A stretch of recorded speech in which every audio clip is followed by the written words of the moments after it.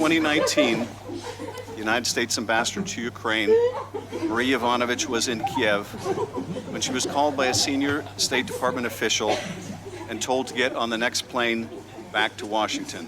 Upon her return to D.C., she was informed by her superiors that although she had done nothing wrong, she could no longer serve as ambassador to Ukraine because she did not have the confidence of the president. It was a stunning turn of events for this highly regarded career diplomat who had done such a remarkable job fighting corruption in Ukraine. A short time earlier, she had been asked by the State Department to extend her tour. Ambassador Yovanovitch has been in the Foreign Service for 33 years. She is an exemplary officer who is widely praised and respected by her colleagues.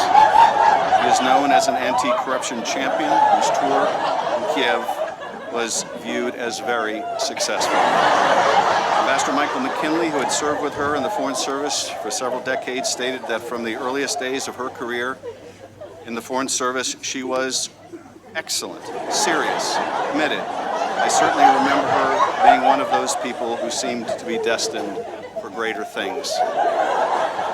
Her successor as acting chief of mission in Ukraine, Ambassador Bill Taylor, described her as very frank. She was very direct. She made points very clearly, and she was indeed tough on corruption. And she named names. And that sometimes is controversial out there, but she's a strong person and made those charges. In her time in Kiev, Ambassador Yovanovitch was tough on corruption. Too tough on corruption for some, and her principled stance made her enemies. As George Kent told this committee on Wednesday, you can't promote principled anti-corruption action without pissing off corrupt people. And Ambassador Yovanovitch did not just piss off corrupt Ukrainians, like the corrupt former Prosecutor General Yuri Lutsenko, but also certain Americans, like Rudy Giuliani, Trump's personal attorney, and two individuals now indicted who worked with him, Igor Fruman and Lev Parnas. Lutsenko, Giuliani, Fruman, Parnas, and others who had come to include the president's own son, Don Jr., promoted a smear campaign against her based on false allegations. At the State Department, there was an effort to push back, to obtain a statement of support from Secretary Pompeo. But those efforts failed when it became clear that President Trump wanted her gone. Some have argued that a president has the ability to nominate or remove any ambassador he wants, that they serve at the pleasure of the president, and that is true. The question before us is not whether Donald Trump could recall an American ambassador with a stellar reputation fighting corruption in Ukraine, but why would he want to? Why did Rudy Giuliani want her gone?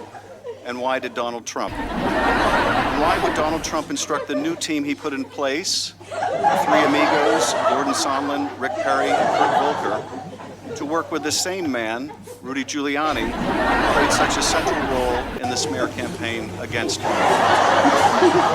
Rudy Giuliani has made no secret of his desire to get Ukraine to open investigations into the Bidens, as well as a conspiracy theory of Ukrainian interference in the 2016 election. As he said in one interview in May 2019, we're not meddling in an election, we're meddling in an investigation, which we have a right to do. Getting rid of Ambassador Yovanovitch helped set the stage for an irregular channel that could pursue the two investigations that mattered so much to the president: the 2016 conspiracy theory, and most important, an investigation into the 2020 political opponent he apparently feared most, Joe Biden. And the president's scheme might have worked, but for the fact that the man who would succeed Ambassador Yovanovitch, whom we heard from on Wednesday, acting Ambassador Taylor, would eventually discover the effort to press Ukraine into conducting these investigations and would push back. But for the fact also that someone blew the whistle. Ambassador Yovanovitch was serving our nation's interest in fighting corruption in Ukraine. She was considered an obstacle to the furtherance of the president's personal and political agenda. For that, she was smeared and cast aside.